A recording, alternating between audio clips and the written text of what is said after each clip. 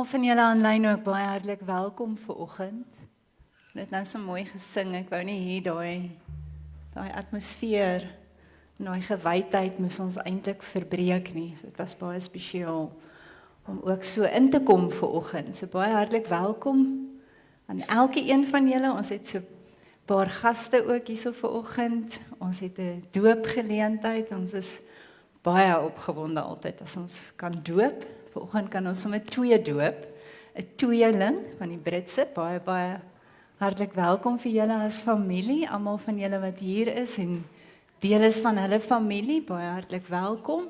So op julle voel ook tuis en ervaar ook die hartlikheid van 'n Witfontein gemeenskap. En dan ook vir Jaco Joubert wat ons violis is vandag, saam met jou gesin. Hartlik welkom, dit is Mani en Heide se kinders en ons dankie dat jy gekom het.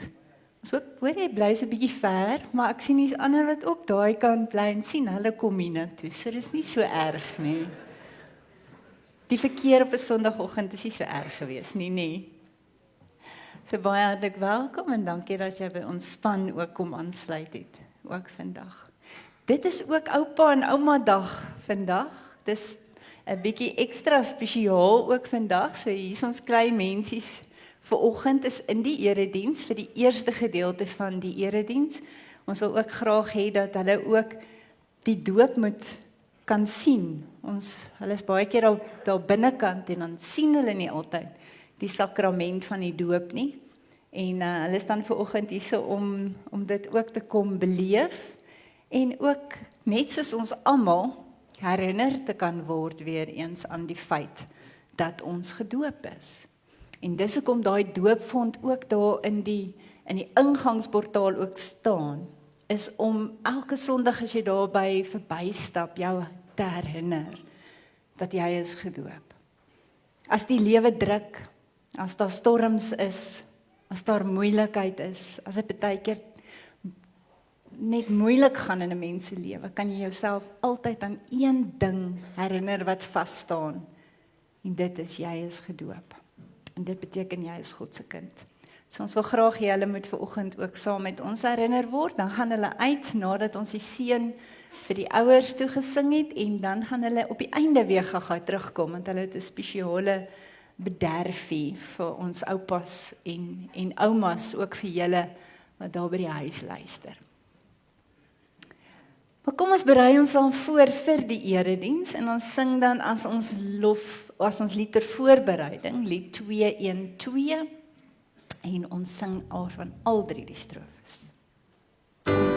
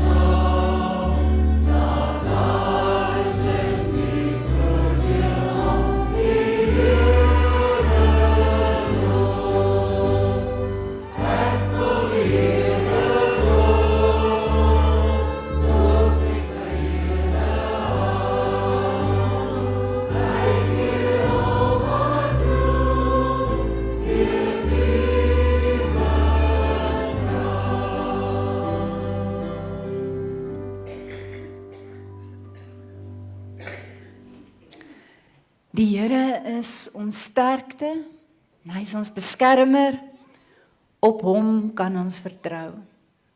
Hy is die een wat ons help. Daarom is ons bly en wil ons hom loof met ons loflied.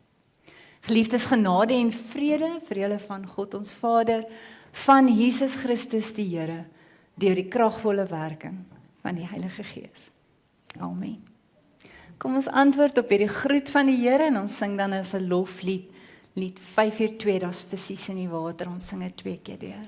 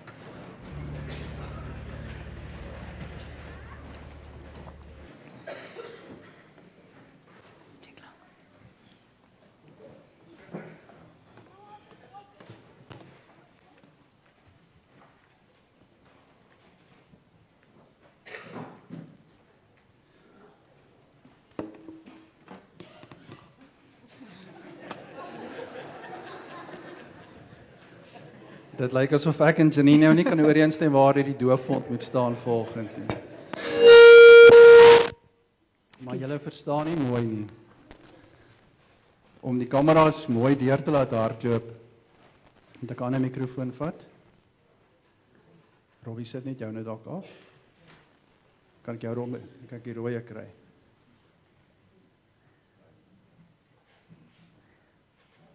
Dit 1, 2. Nee, so die rede hoekom ek die doopfonds skuif is sodat ons mooi 'n lyn het vir die afneem van die doop en bewuslik ook om vir die jong kindertjies te wys dat hierdie is 'n doopfond en in hierdie doopfond, julle gaan nou vinnig kan kom kyk, is daar 'n bakkie met water. En hierdie water is nie heilige water nie, dis gewone water. En hierdie water is teken van die feit, wat doen ons met water? Ons was onsself as ons vuil is, ons was skottelgoed, so water maak skoon. En daarom is hierdie water teken van Jesus se bloed, wat ons skoon gemaak het van al ons sondes. En wanneer ons vandag ons 2 maatjies vir Pieter en Zanrika doop, dan het ons die wonderlike voorreg om te sien dat Jesus ook hulle sondes afgewas het. Baie van julle is ook gedoop, en nou kan julle sien wat met julle gebeur toe pappa en mamma hier voor gestaan het, en julle ook gedoop is. En julle die teken gekry het dat julle sondes afgewas is deur Jesus. Hoekom?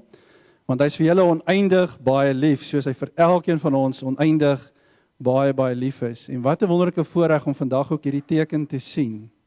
'n Teken wat vir ons wys dat beter as enige preek, beter as enige woorde wat ons kan sê, sien ons vandag Jesus se liefde vir jou en vir my by hierdie doopvond. So ek wil graag vir Pieter en vir Zani vra om hier voor langs my te kom staan, om net so 'n paar waarhede te hoor oor die doop.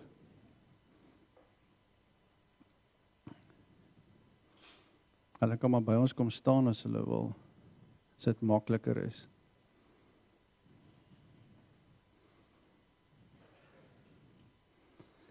Terwyl Pieter na vore kom, hy en Zani en die een tweeling. Dit is my baie lekker, ek word nou 'n ou dominee, want ek het die voorreg gehad om vir Pieter ook, hoeveel jaar terug te doop? En julle sal nie glo, hy was toe 'n babietjie. En hy is hy groter as ek. So, ons het nou die aand gepraat, die leer oor die doop word in 3 hoofpunte saamgevat. En wanneer mens die hele formulier lees, dan verdwaal mens in al die teologiese woorde, die groot begrippe. En ek wil dit vandag sommer eenvoudig verduidelik. Die eerste hoofpunt is dat ons en ons kinders sondig is. Ons lewe en word gebore in hierdie toestand van sonde. En kan ons nie uit hierdie sonde uitkom nie, behalwe as ons hulp van buite af kry. So ons is stak. Met sonde kan ons self nie afreken nie. Ons kan nie deur goeie lewens, baie bydraes en baie offers wat ons bring, onsself uit hierdie sonde uithaal nie. En dit sê die doop vandag vir ons. Ons begin op 'n donker plek by die sonde. Die tweede hoofpunt is dat daar lig deurbreek. Jesus verlos ons van die sonde. Daar word baie keer so in Engels gesê, hy parachute. Hy valskerm so in ons omstandighede in en hy kom red ons. En daarom word ons gedoop in die naam van die Vader, die Seun en die Heilige Gees. En as 'n mens weet, jy is in 'n donker plek begin by die sonde in die eerste plek, en die tweede plek, Here Jesus het jou kom verlos, hy het jou 'n nuwe lewe gegee, dan wil jy in die derde plek spontaan dankie sê vir daardie redding. En dis wat die doop vandag vir ons sê. Julle erken daarmee, ons is sondig, ons kindertjies is ook sondig, want hulle is in hierdie toestand van sonde gebore, maar hulle is ook deur Jesus verlos, en daarom is ons hier, om vir die Here dankie te sê, vir pragtige 2 kinders wat hy vir julle gegee het, en wat julle die voorreg het om groot te maak tot sy eer. Mag die Heilige Gees julle bystaan, want hulle het nie met manuals gekom nie. Nie een van ons kinders kom met 'n manual aan die toon vasgemaak en sê, so maak jy hierdie enetjie groot nie. En daarom het ons die Heilige Gees, God se hulp nodig, en mag God vir julle 2 die hulp gee, om ook hierdie 2 groot te maak tot sy eer, deur julle voorbeeld, deur wat julle sê en deur dit wat julle doen. So loop hulle vooruit, omdat julle naby die Here Jesus loop, en hom volg as julle herder. En daarom wil ek graag vir julle die volgende vraag vra. Julle het gehoor dat die doop 'n instelling van God is, om aan ons en ons kinders sy verbond te beseël. Daarom moet ons dit vir die doel en nie uit 'n gewoonte of 'n bygeloof laat bedien nie. So dit kan blyk dat julle dit glo en aanvaar, moet julle eerlik op hierdie vraag antwoord. Eerstens, aanvaar julle dat ons kinders wat van hulle eerste lewensoomblik af sondig is en in sonde gebore word, in die ellende van die sonde en onder die oordeel van God verkeer. Maar bly julle nogtans dat dit deur Jesus Christus verlos is en daarom as lidmate van sy gemeente gedoop behoort te wees. Dis die donker en die ligte kant.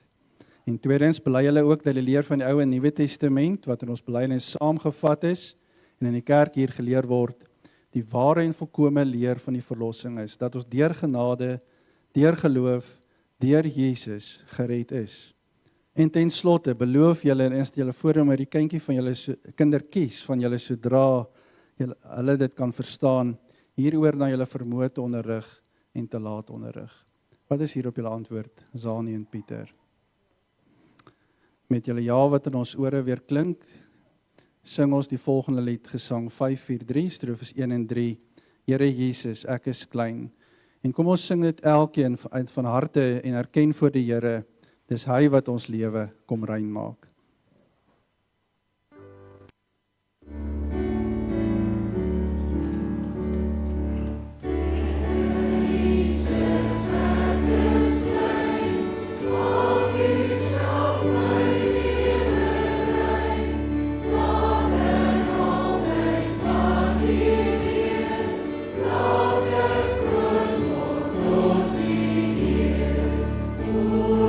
Jesus, hear my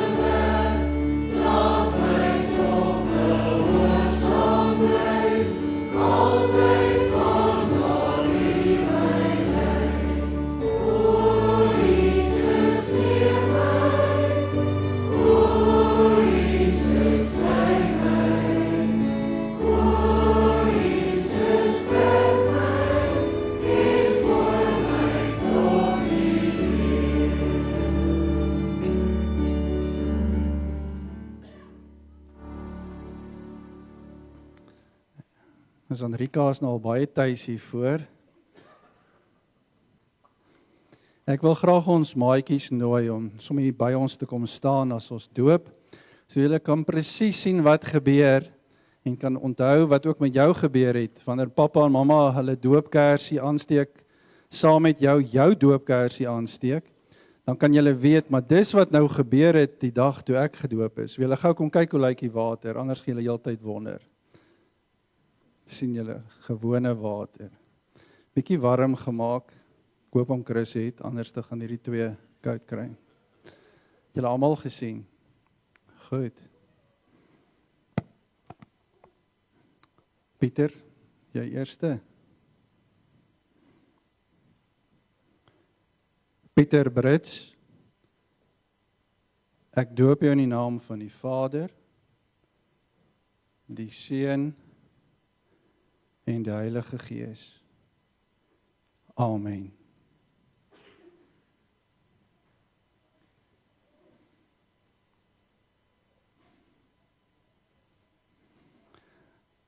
Enrika Brits, ek doop jou in die naam van die Vader, die Seun en die Heilige Gees. Amen. As julle twee hier so staan, dan gaan ons die seënbede vir julle toesing. En julle kan ook, ons gaan nou 'n lied sing wat die seën op hulle afsing. En wanneer mense die seën oor iemand sing, dan kan 'n mens ook jou hand optel om die Here se seën op hulle te laat neerkom. Dis asof die Here deur sy Gees op hulle neerdal. Julle sal sien die gemeente sing saam met ons. So kom ons sing die Here se seën op hulle lewe toe. Op hierdie groot besluit om ook hierdie twee groot te maak tot die Here se eer. En ons besing dit met die Gees wat dit beseël. Kom ons staan.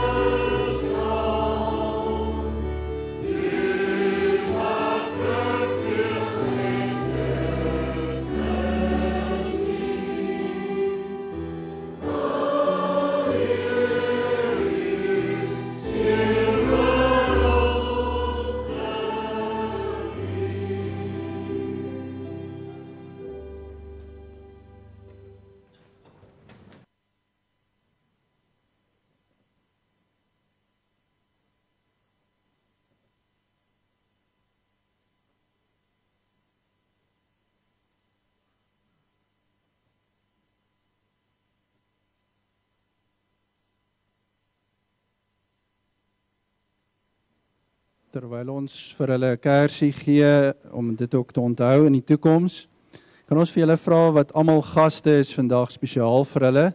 Na die tyd kom ons gou by die voor by mekaar vir 'n foto, om ook hierdie dag mooi saam te onthou. Baie dankie julle.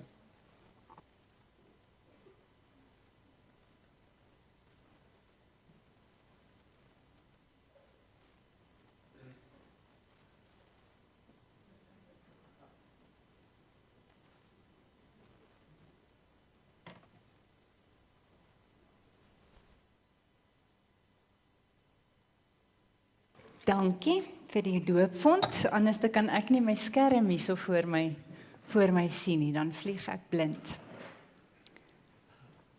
Dit was baie spesiaal, om hulle tweeetjies hier voor te hê, om hulle ten doop te hou, en ook ons jong mensies wat ook getuies daarvan kan wees.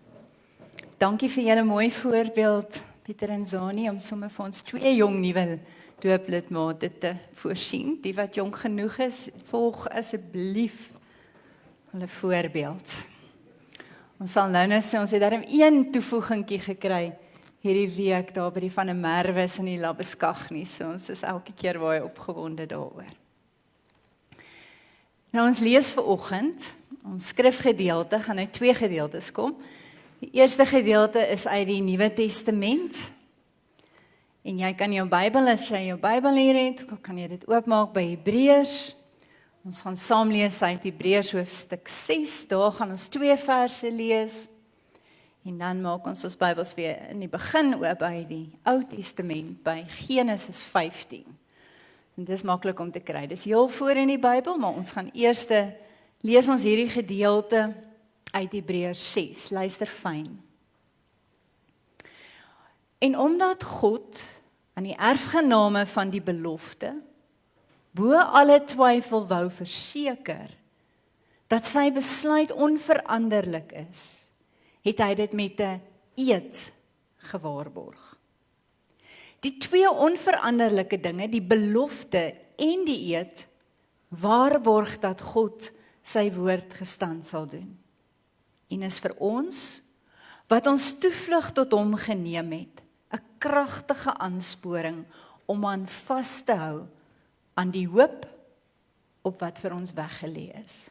Baie gelaaide gedeelte, en tog so kosbaar, want dit sê vir ons dat daar is 'n belofte, dat ons erfgename is van hierdie belofte, dat God so ernstig was oor hierdie belofte wat hy aan ons gemaak het, dat hy dit met 'n eed aan ons bevestig het. Maar ons gaan nou binne oomblikke verder daarna kyk. En dan lees ons uit Genesis uit. Die 2 gaan so saam.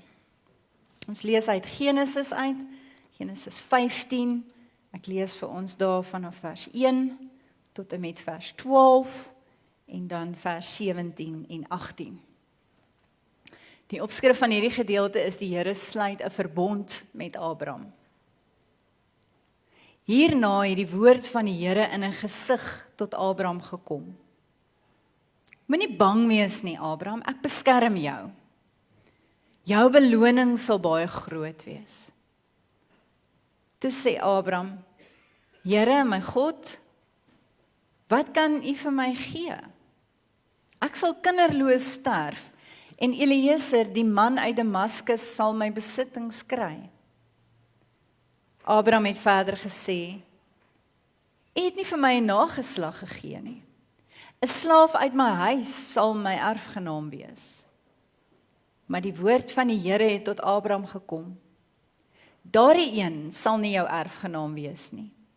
Een van jou eie nasaad, een wat jou eie nasaad is, hy sal jou erfgenaam wees. Toe het die Here vir Abraham buitentoe laat gaan en vir hom gesê, kyk op na die hemel en tel die sterre as jy kan. Verder sê die Here vir hom, so baie sal jou nageslag wees. Abraham het toe in die Here geglo, en die Here het dit goed gevind dat Abraham so volgens die wil van die Here gehandel het. En hy het vir Abraham gesê, ek is die Here wat jou uit Ur van die Galdeërs laat wegtrek het, om hierdie land aan jou te gee as jou besitting. Maar Abraham vra, hoe sal ek weet dat ek dit sal besit, Here my God? Toe beveel die Here hom, bring vir my 'n vers, 'n bok en 'n skaapram, almal 3 jaar oud, en 'n tortelduif en 'n jong duif. Abraham het dit alles vir die Here gebring en dit middeldeur gesny. Hy het elke helfte teenoor die ander helfte neergesit. Die voëls het hy nie verdeel nie. Die roofvoëls het op die karkasse begin toesak, maar Abraham het hulle weggejaag. Teen sononder het 'n diep slaap Abraham oorval. Angs, 'n groot donkerte het hom oorweldig. Vers 17. Toe die son ondergegaan het en dit donker was, gaan daar skielik 'n oond wat rook en 'n fakkel wat brand tussen die stukke vleis deur. Op daardie dag het die Here met Abraham 'n verbond gesluit. Ek lees vir ons eers net tot sover uit die Here se woord, en gelukkig is elkeen wat hierdie woorde hoor, ook hulle lewens ook daarvolgens inrig. Nou ons tema van vanoggend is jy ken die einde van die storie. Nou goed, party van julle is te oud of te jonk om te weet wat ek in my hand het. Kan julle dit onthou? Weet julle wat is dit? Julle weet daarom, party van julle het dit daarom al iewers in die argiewe, het julle dit gesien, nê? 'n Videokaset. Julle weet wat dit is, maar julle het nie idee wat die op is nie. Niemand het 'n idee wat op hierdie kaset is nie. Nou wil ek julle vra, wie onthou Ellis Park? 24 Junie 1995. Julle onthou hom. Springbokke teen die All Blacks. Suid-Afrika is nou net toegelaat weer terug op die wêreldverhoog van rugby, na jare van isolasie. En niemand het ooit gedink dat die Springbokke hoegenaamd 'n kans staan om te wen nie. Soos ons sê, hulle was die underdogs gewees, nê? Nee. Halftyd was die telling. Halftyd, kan julle onthou? 9-6 in die Springbokke se guns. Maar almal weet dat die All Blacks daai tyd was bekend vir daai tweede helfte wat hulle met verwoedheid teruggeslaan het. En wie was die mees gevreesde speler in die All Blacks se kant daai tyd? Jonah Lomu. Hy was soos die Goliat van rugby gewees daai tyd. En daar het nog 40 minute voorgelê. En niemand het geweet wat in daai 40 minute kan 'n baie lang tyd wees teen die All Blacks. Die spelers het nie geweet hoe dit sou eindig nie. Maar ons weet vandag. Ons kan die typie kyk en ons kan fast forward tot op die einde en dan weet ons, dit was 'n goeie einde, want ons het gewen. Teen alle waarskynlikheid in het ons gewen. Nou dink jou vir 'n oomblik in halftyd. Halftyd in daai kleedkamer. Hoe sou halftyd in daai kleedkamer anders gewees het as die Springbokke geweet het vir 'n feit hulle gaan wen? As hulle geweet het vir 'n feit halftyd, hulle gaan wen. Hulle ken die einde van die storie. Hulle gaan wen. Hoe dink julle, hoe sou hulle op daai veld anders gedraf het? Ek dink hulle sou met vasberadenheid, met vrymoedigheid sou hulle op daai veld gehardloop het en hulle sou nie omgegee het wat 'n terugsla en duiksla, alles vir hulle voor lê in daai 40 minute nie. Alles wat hulle sou moes deurmaak daai volgende 40 minute, sou dit die moeite werd gemaak het. As hulle vir 'n feit geweet het, nê, dat hulle wen. En dit bring ons by die evangelie. Die kern van die evangelie. As jy die evangelie moet opsom in sy eenvoudigste vorm, het ek dit nou so gedoen en gedink, elkeen van julle sê dit sommer saam met my, as elkeen van hierdie belydenis op die skerm verskyn vandag, ons het nou nie 'n geloofsbelydenis gehad nie, dit is ons geloofsbelydenis vandag, as ons vir mekaar sê, maar dis die evangelie, wat ons bely, dit is wat ons glo in 'n neutedop. Heel eers sê ons vir mekaar, ons is almal sondaars, sê dit saam met my. Ons is almal sondaars. Sê saam met my. Sonde maak dat ons ver van God af voel.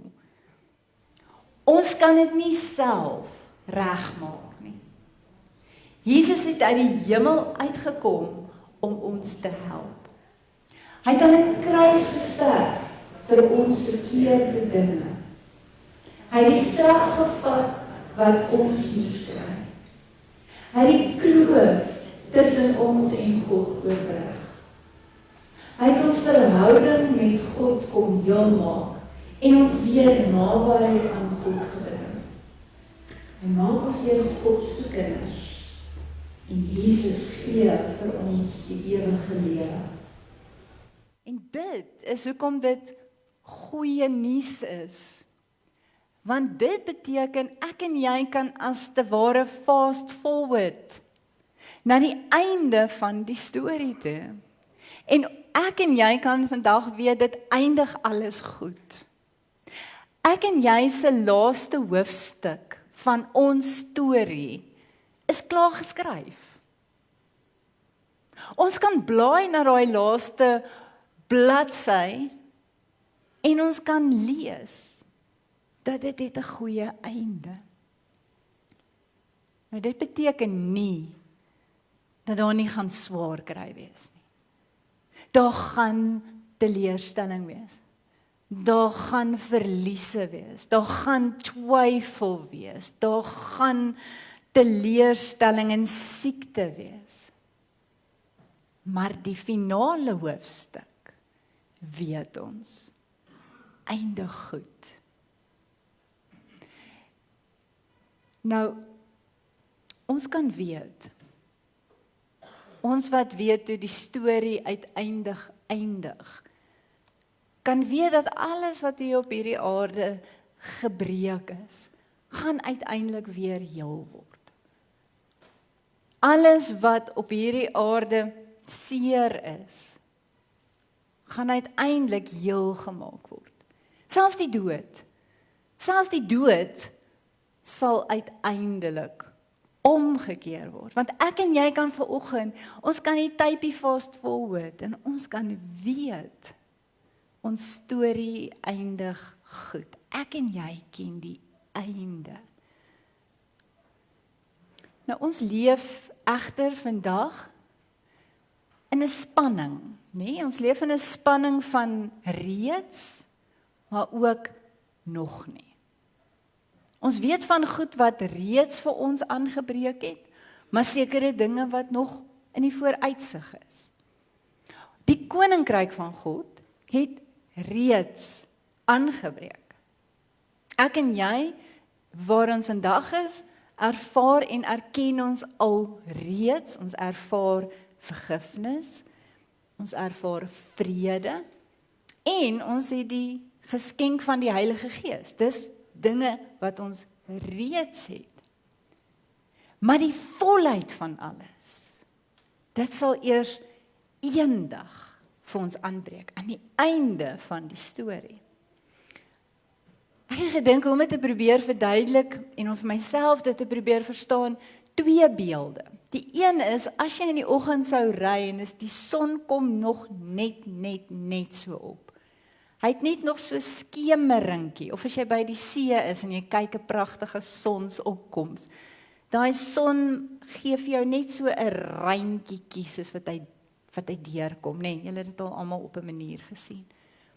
Dis wat ons nou het. Ons het nog nie daai randjie van 'n sonsopkoms. Maar ons weet, as daai son in sy volle glorie opgekom het, hoe verblindend mooi dit is. En dis iets van daai reeds, ons het al 'n reeds, maar 'n nog nie, dit kom nog. Net soos wat ons weet, daai son gaan éventueel, gaan hy opkom. Net so kan ons weet, éventueel gaan ook ons, wat ons nou net nog ten dele sien, sal ons eendag ten volle sien. En nog 'n beeld is soos, hierdie aarde voel vir my soos wanneer 'n mens aansit, en jy weet, jy sit by hierdie ongelooflike maaltyd aan. En vereers word die voorgereg vir jou bedien. Heerlike voorgereg. Die voorgereg het die belofte van 'n hoofgereg. Die hoofgereg staan al klaar vir ons gereed. Hy's al voorberei. Ons hoofgereg is klaar voorberei. Fantastiese hoofgereg. En die chef van alle chefs staan gereed om dit te bedien, maar die tyd is nog nie reg nie. Maar ons moet ons ook nie versadig eet aan die voorgereg nie, nê? Dan bederf ons die hoofgereg. Daarom gee die Here vir ons net daai voorsmaakie van voorgereg op aarde. Maar die hoofgereg het hierdie belofte van alles in heerlikheid wat vir ons sal uitbreek. En ons ken die einde van die storie. Ons weet dit is so. Dis 'n belofte. Goed, ek vra dan die vraag. Hoe leef jy en ek dan vandag? In hierdie de mekaar wêreld van ons. Hoe leef ons vandag met sekerheid dat alles op die einde van die dag gaan reg uitwerk ten spyte terwyl ons nog steeds storms ervaar? Hoe leef ons met sekerheid? En die antwoord is wat ons hier in Hebreërs kry, hy sê met 'n hoop. 'n hoop wat geanker is. Hy sê daar 17 en 18 sê hy, daarom het God die onveranderlikheid van sy besluit. Die storie se einde kan nie verander nie. Hy het dit met 'n eed beklemtoon, sodat ons die hoop wat voor ons lê, ons kan dit vasgryp. Hierdie hoop is 'n veilige en 'n vaste anker vir die siel. Sien? Hy het nie net 'n belofte gemaak nie.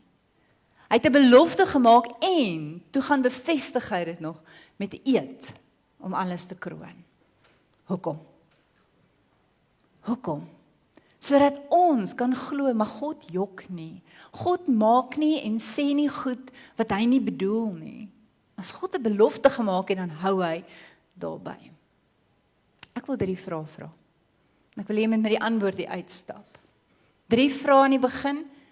Kyk of jy dit kan vasgryp en daarmee kan uitstap vandag. Die eerste vraag is, wat is hierdie belofte? Wat is die belofte? Hoe kan ek seker wees? En hoe anker dit ons? Hoe anker dit ons? Wat is hierdie belofte? Weet jy wat is die belofte? Kan jy al vir jouself, en dit wat ons gesê het vandag vir jouself sê, wat is hierdie belofte? Die belofte, hier in Hebreërs 6, om dit te verstaan moet jy teruggaan na Genesis 15 toe. God roep Abraham in hoofstuk 12, né? En dan roep hy vir Abraham en hy sê vir Abraham, jy moet alles los. Alles wat jy ken, moet jy los en hy moet trek, sonder om eers te weet waarheen hy trek. En dan in Genesis 15, dan kom God en hy herhaal hierdie belofte en hy sê, 'n nageslag so talryk soos die sterre en 'n land as 'n erfenis, dit sal ek jou gee. En dan kom Abraham in daai selfde gedeelte en hy sê vir die Here, Here, hoe kan ek dit weet? Hoe kan ek dit weet? Want Here, realisties gesproke, is ek nou al bietjie aan die oud word kant. Ek kan nie 'n kind eintlik hê nie. En tweedens, waar gaan u 'n land kry wat ek nie geld om dit te koop nie? Waar gaan ons 'n land kry so groot vir my om oor te neem? Realisties gesproke, hy twyfel. Hy twyfel soos wat ek en jy maar ook baie keer twyfel. Het dit al met jou gebeur? Dat jy miskien ook na die hemelruim gestaar het en gewonder het, is dit alles waar? Is dit waar? Is al hierdie Christelike dinge, is dit nie maar net wensdenkery nie? Is dit nie maar net goeders wat ons vir onsself opgemaak het om onsself beter te laat voel nie? Is dit regtig waar? Is ek regtig gered? Is daar regtig iets soos 'n hemel? Ek bedoel, ek doen nie altyd alles wat ek moet nie. Ek stel die Here teleur meer kere as nie. So gaan ek regtig hemel toe? Is daar regtig vir my 'n erfenis? En is hierdie beloftes van die Here, is dit regtig waar? Het al ooit gewonder? In Genesis 17 is Abraham maar net soos ons en hy wonder ook maar.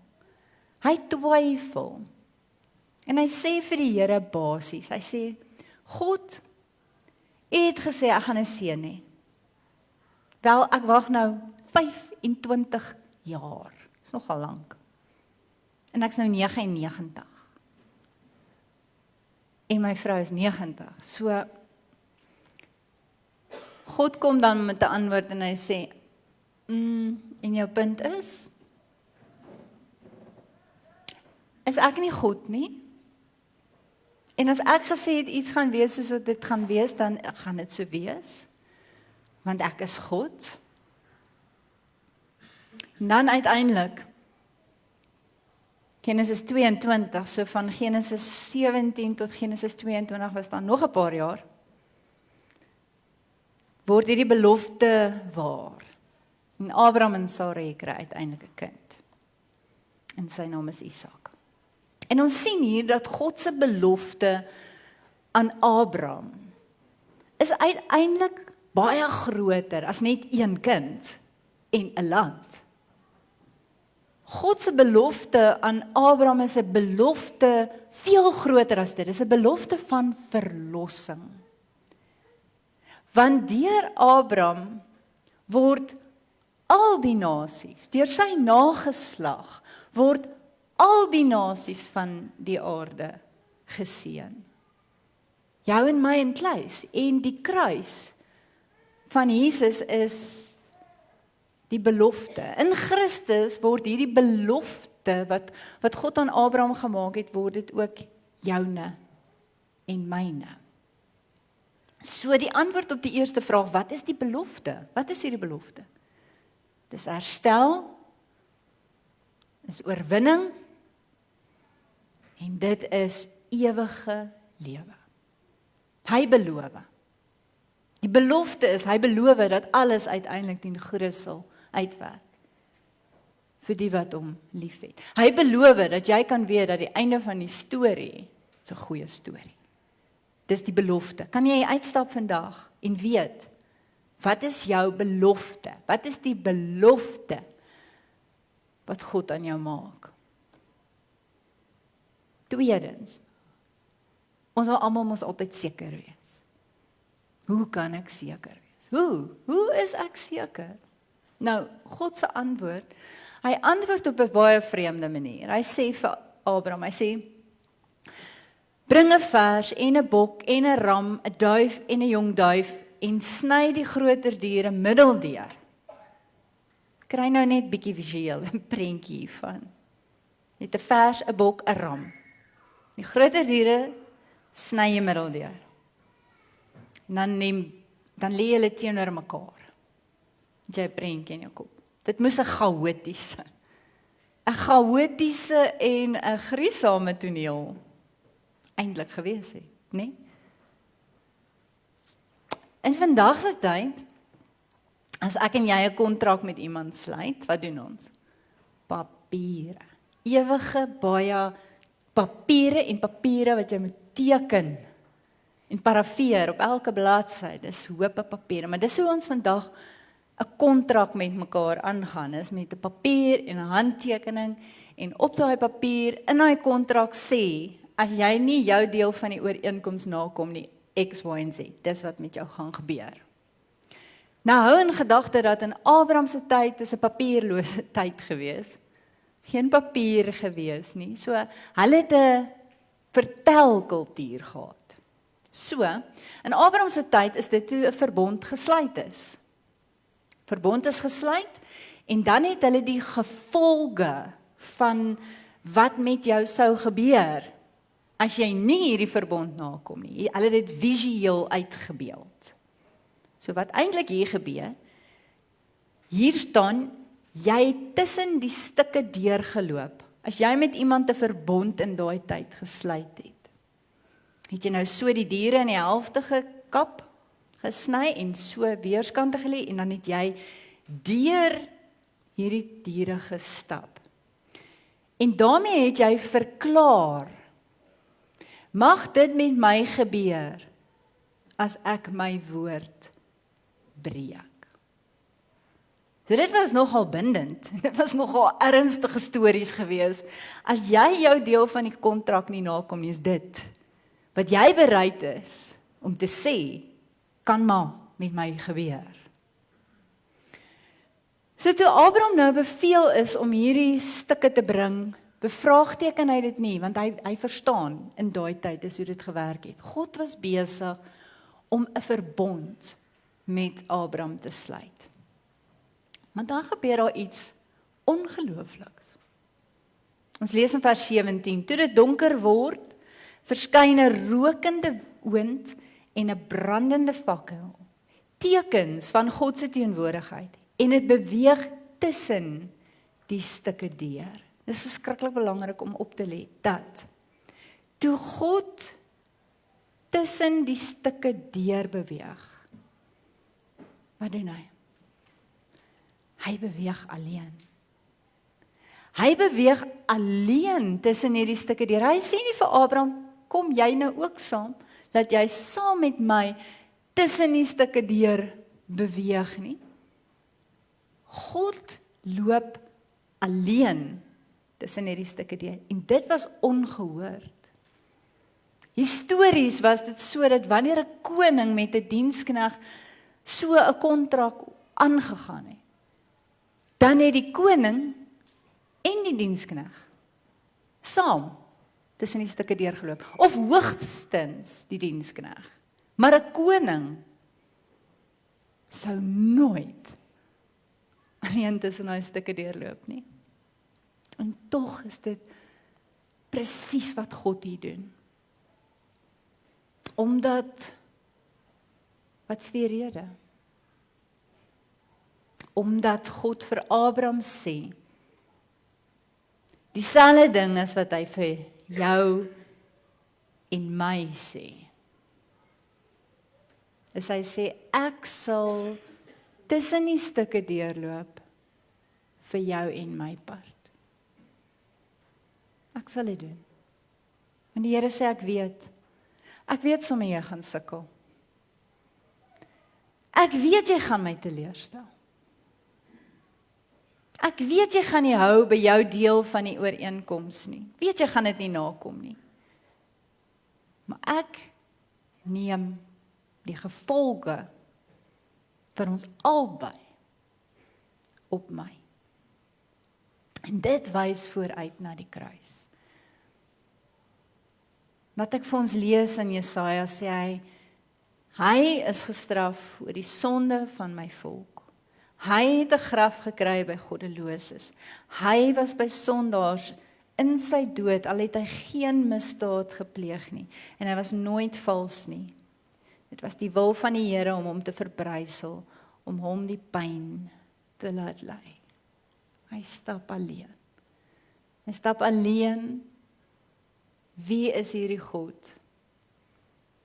Hy is Immanuel, God met ons, God in die vlees. En hy kom maak die onmoontlike moontlik. God kom sterf. Hy word plat getrap in die stof. Duisternis kom oor hierdie aarde.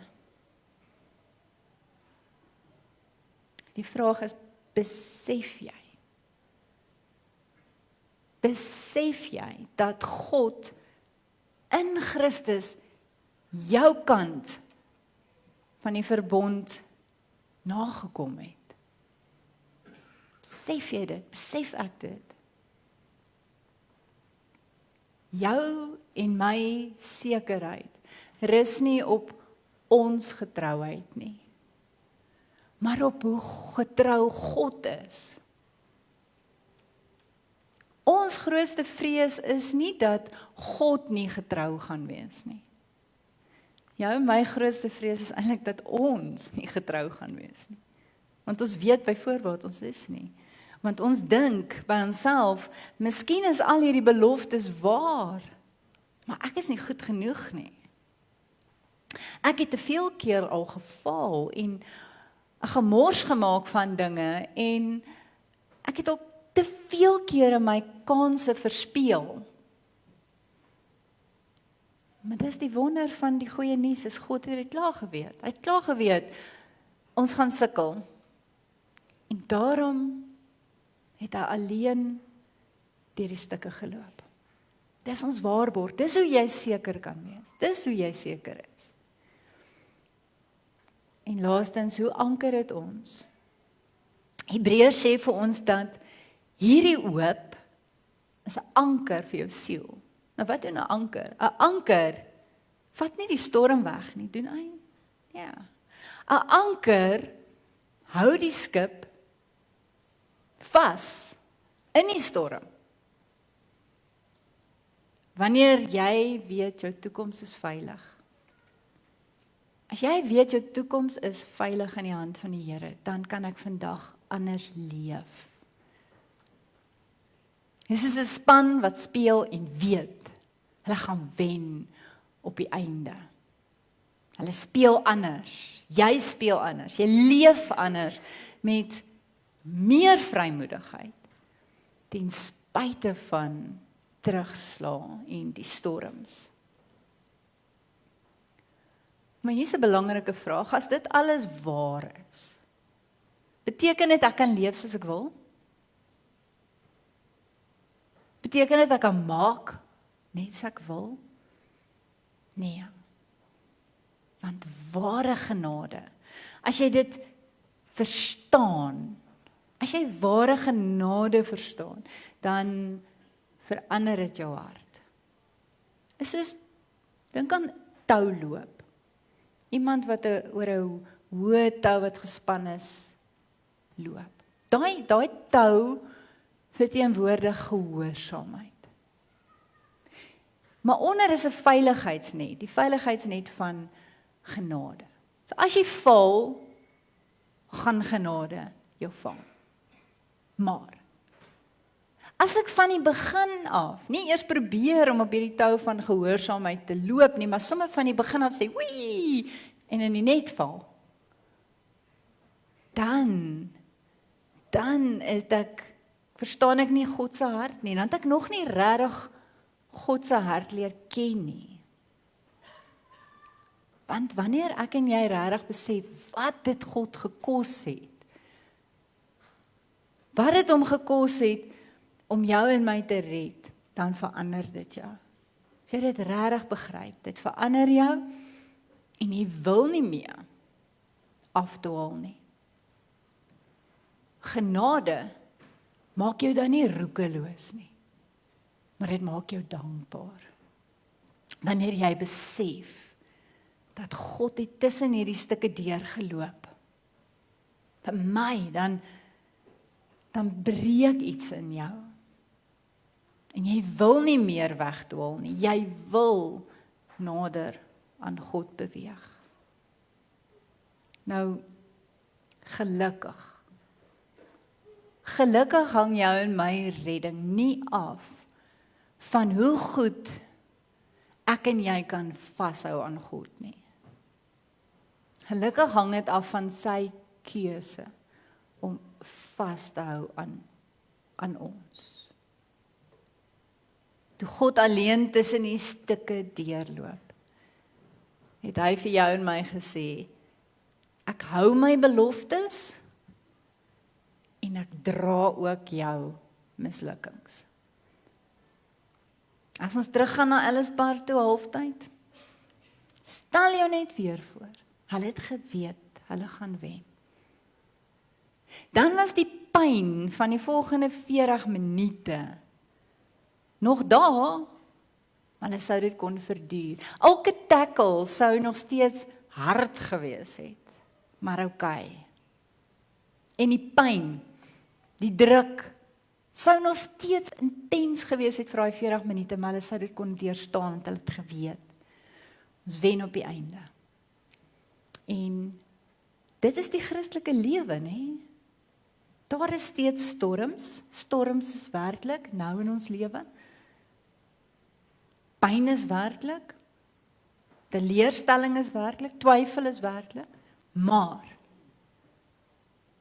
ek kan dit alles deurstaan nou, want ek weet wat is die einde van die storie. Ons kan vandag fast forward en weet alles eindig goed. Nie omdat ek so goed is of jy so goed is nie, maar omdat God 'n verbond gesluit het met ons.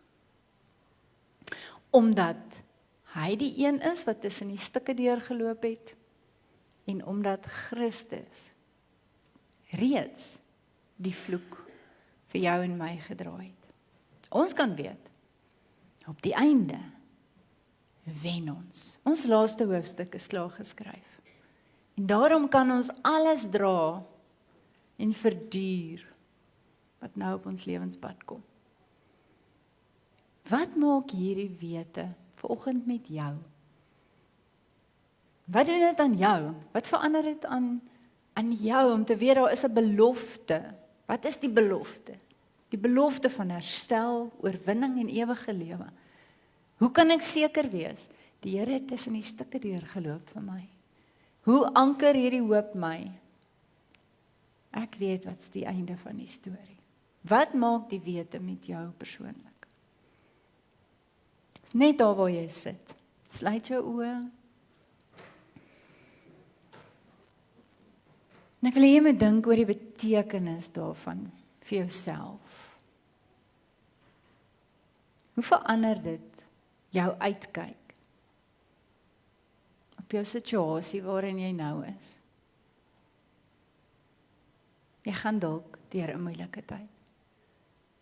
Daar is storms in jou lewe, twyfel, seer, pyn.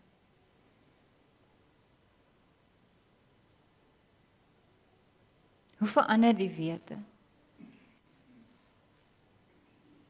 dat alles uiteindelik goed eindig? Hoe verander dit hoe jy moontlik anders na jou huidige omstandighede kan kyk?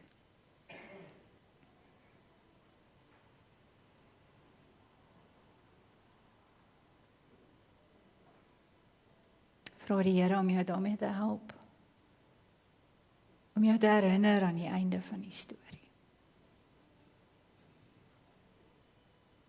Hoe laat dit jou voel om te weet, jy kan seker wees. Jy het reeds 'n waarborg gekry, Christus. Wat tussen die stukke deurloop vir jou en my, aan 'n kruishout sterf, omdat hy weet, ons kan nie ons deel van die kontrak nakom nie. Hoe laat dit jou voel? Dat te weet dat elke mislukking in jou lewe, elke keer wat jy nog die Here gefaal of teleurgestel het, hy het dit in elk geval geweet vooruit. En hy het gekompenseer daarvoor.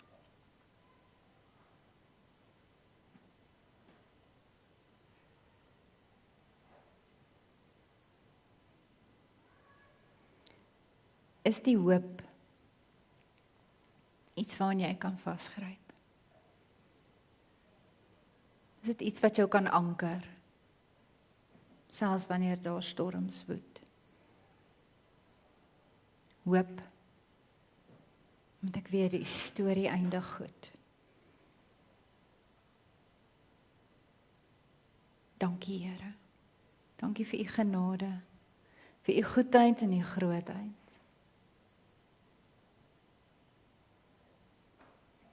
Ek bid vir ons twee kleintjies wat vanoggend gedoop is, vir hulle ouers,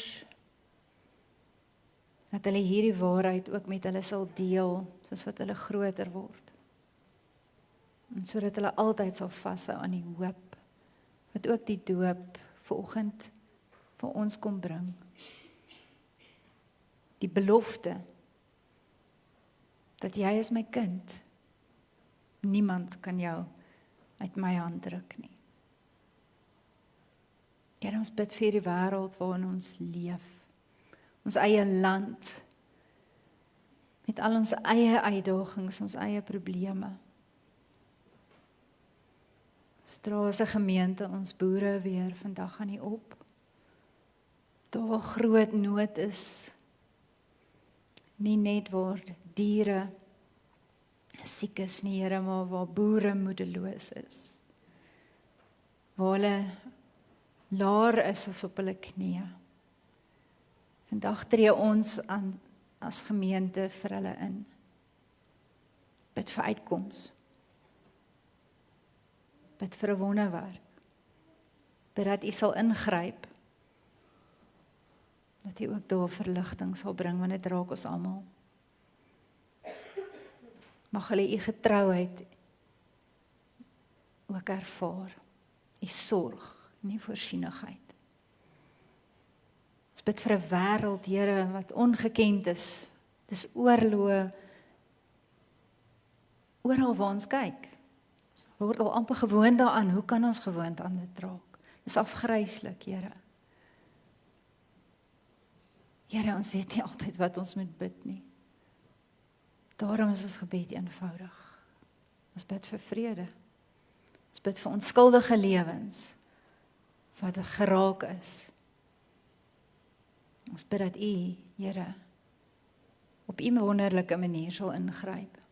Hoe ons weet ons nie altyd hoe nie, maar dat U sal, wil ons glo dat U sal.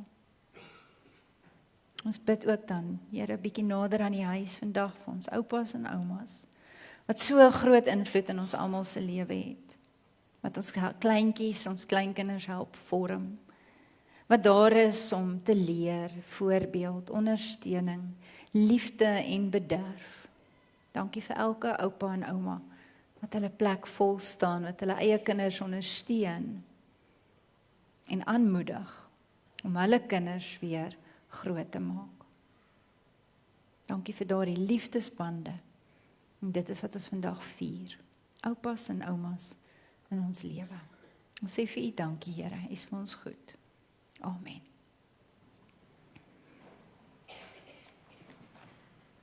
Ons lied wat ons mee afsluit, is 'n lied wat ook bevestig dat ons seker is.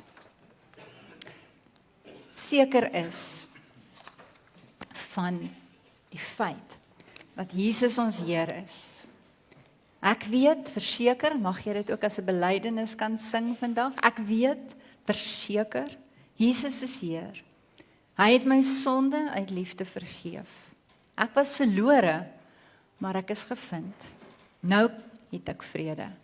Ek is God se kind. Ons sing dit ten slotte, bly ons staan vir die uitspreek van die seëngroet en dan kan ons net weer ons plekke inneem vir ons kleintjies te wag. Lord.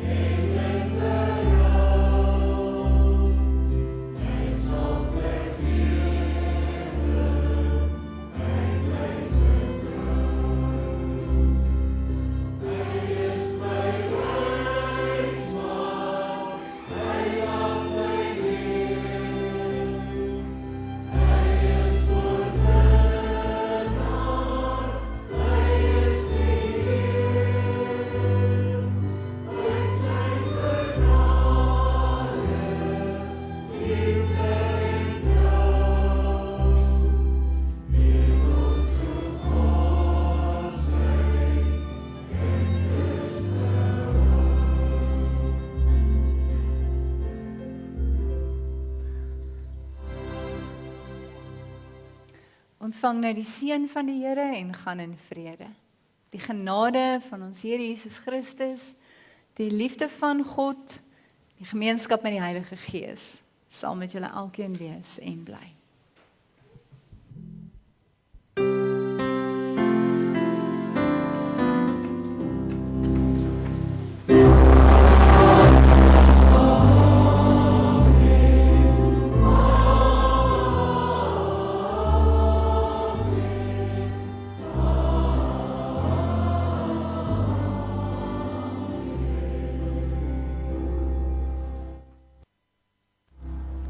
Baie dankie, julle kan maar net julle plekke inneem vir 'n oomblik asseblief. Almal rustig is. Gaan ons kans gee, wil julle eers ietsie sê of gaan julle net sing? Goed. Hierdie is spesiaal, hulle het voorberei vir oggend om 'n liedjie baie spesiaal vir ons oupas en oumas te sing, ook net as 'n blytjie om te sê, hulle is lief vir julle, hulle waardeer julle en hulle eer julle. Ons luister graag.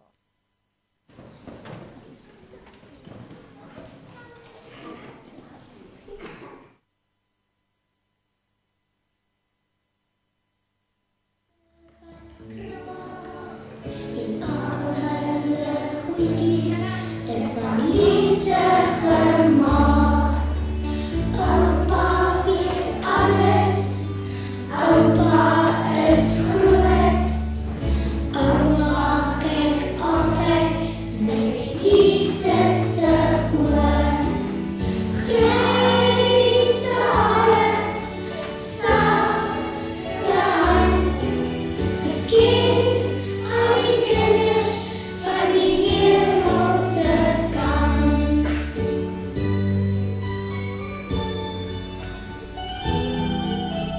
Ouma sloot saggies, kan nie eers voel. Oupa ry pekkie, tot hy slaap in die stoel. Dit voel al so warm, dit voel al so sag.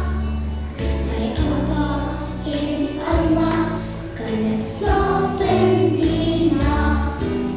En ek is nooit bang nie, want oupa is daar.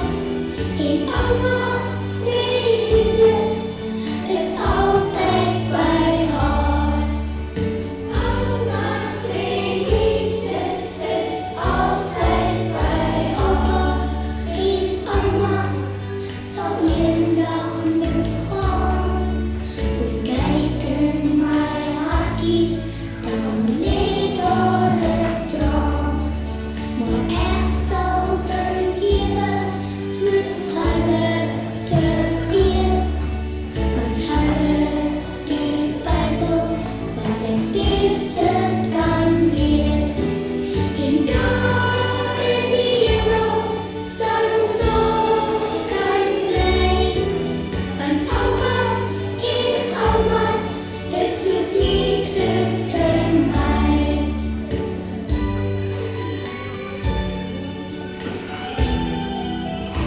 Oupas en oumas, het banke wat kraak. En al hulle drukkies is van liefde gemaak. Oupa weet alles, oupa is groot. Ouma kyk altyd met Jesus se oor. Gryse hare, sagte hand, geskien aan die kinders van die hemelse kant. Geskien aan ons kinders van die hemelse kant.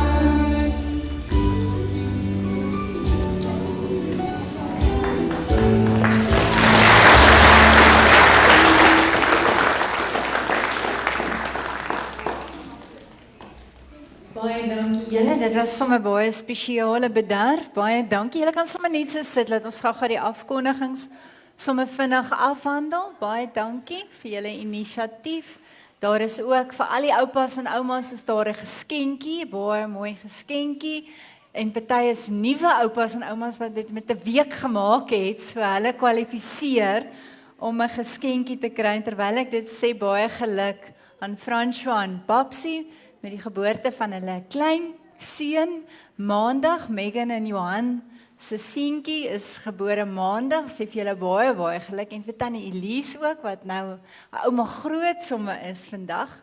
Baie geluk ook vir tannie. Ons is baie bly ook vir julle. So kry vir julle ook 'n ou geskenkie by die deur, al die oupas en oumas. En dan is daar ook 'n fotohoekie weer. Ons sê ons gemeente is die mees afgeneemste gemeente op die aarde, want ons neem elke Sondag foto's en dan neem ons nog met spesiale dae ook foto's. Daar's Natalie, jy moet so lank 'n mikrofoon kry vir die gesinskamp asseblief. Dan is die melkterte is reg, dis melktert dag. Wanneer is melktert? Ons het dit so 'n bietjie gemis. Ons het so 'n bietjie 'n agterstallige melktertdag, maar die melkterte is gereed.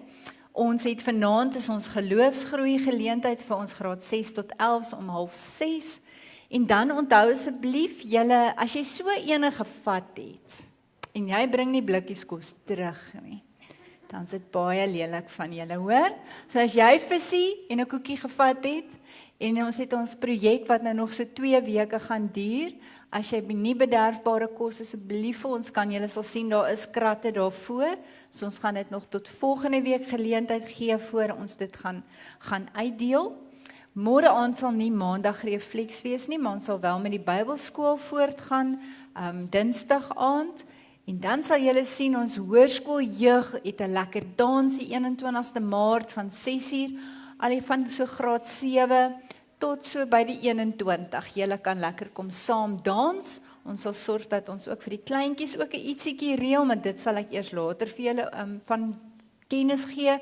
Ons het NG Florana, Florandia en Wonderpark genooi en die Hervormde Kerk Noordwestelike Pretoria om saam te kom dans. So kom ons geniet die aand. Ek weet die hoërskool het ook 'n dans, maar hulle boikot al ons goed. So elke keer as ons 'n dans het, dan het hulle iets. So ons steur ons nou nie meer nie, ons gaan ook dans. Ons dans gaan baie lekkerder wees en ons dans is goedkoop en ons verniet waar julle met die skool moet betaal. So asseblief kom dans saam.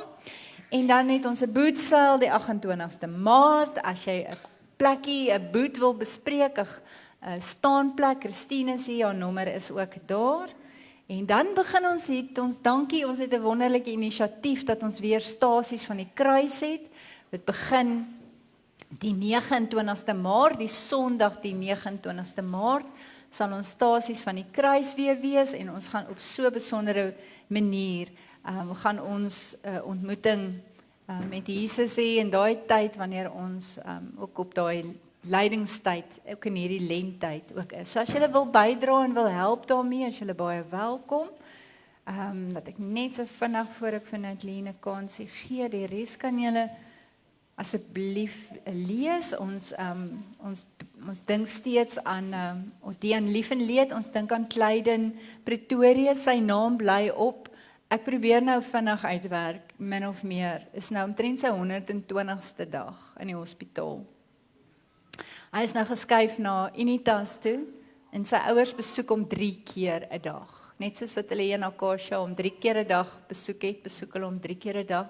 Hulle het ook 3 kinders van wat met skool en alles. Dankie vir die wat bygedra het ook hierdie week, om ook net hulle bietjie verligting te bring vir 'n kosie. Dit help net as jy by die huis kom en hier's lekker kos by die huis. So baie dankie Natalie vir jou en jou span vir wat gehelp het. Ek weet Melanie het hierdie week en jy het hierdie week, maar almal wat bydra, baie dankie daarvoor. Dan Irina Horren is steeds in Montana in ICU. Dit gaan maar op en af. Oom Nick was hier en toe het hy kennis gekry en nou vandag gaan teken vir bloed. So sy kry weer 2 sê mens punte by bloed. Sakkies, 2 bloed, 2 sê maar punte bloed. So dit gaan nie met haar so goed nie, maar ons bly vir haar voorbeding doen. En dan wil Natalie net vir ons iets sê asseblief oor die gemeentekamp. Dankie. Okay. So wie hou van vakansie? Yes! Het julle gehoor? Hulle hou van vakansie. Nou, hoekom is 'n gemeentekamp lekker? Ons hou nie kerk nie. Dit is die lekkerste om met gelowige mense te kuier. Dis 'n veiligheidsplek, daar's of it's safe. Almal praat en kuier, jy leer mense se name. Jy weet, op die laaste kamp was daar regtig nog steeds iemand wat nie my naam geken het nie. So dis regtig die beste tyd om mekaar te leer ken, persoonlik met mense te gesels. O, dis wat jy doen. O, ek het nie geweet jy werk daar nie. O, en dis regtig die lekkerste kuier. Ons kerk nie, ons partytjie. Jy kan deelneem met die groep goedjies. Ons het gewoonlik die Vrydag aand 'n cheese and wine en dan Saterdag het ons 'n braai en 'n dans en dan Sondagoggend het ons so 30 minute kerk. Dis 'n regtige informal church en dan koek en tee ons. En dan verder doen jy net regtig wat vir jou en jou familie lekker is. Gewoonlik gebeur baie goed by die swembad. Dis altyd lekker om te sien wat vang die mense daar aan. Maar regtig as jy nog nie bespreek het nie, daar's net so 13 chalets oor. Kampplekke is daar baie, soos jy 'n tent of 'n karavaan wil hê, dis die goedkoopste manier om te kamp. Dis ook die lekkerste manier om mense te raak te sien. En asseblief bespreek, ons sê julle kan met my WhatsApp, daar is 'n Google vorm wat ek kan vir julle stuur en dan betaal jy deposito toe en dan jy tot die 31ste Julie om die balans te betaal. Vir die wat klaar bespreek het, ek het al die balanse uitgestuur. As jy nie 'n boodskap van my gekry het om te sê hoeveel jy skuld nie, asseblief kontak my want daar's 'n paar betalings wat Kokariba nie weet vir wie dit is nie. Maar asseblief, ons sien julle graag daar. Ons is oor so 105 mense so ver wat kamp. Okay, so ek hoop julle sien julle almal daar. Praat met mamma en pappa. Okay, en ouma en oupa. Okay, dankie. Baie dankie. Kom ons sien julle vir tee en vir 'n foto in die saal. Baie dankie.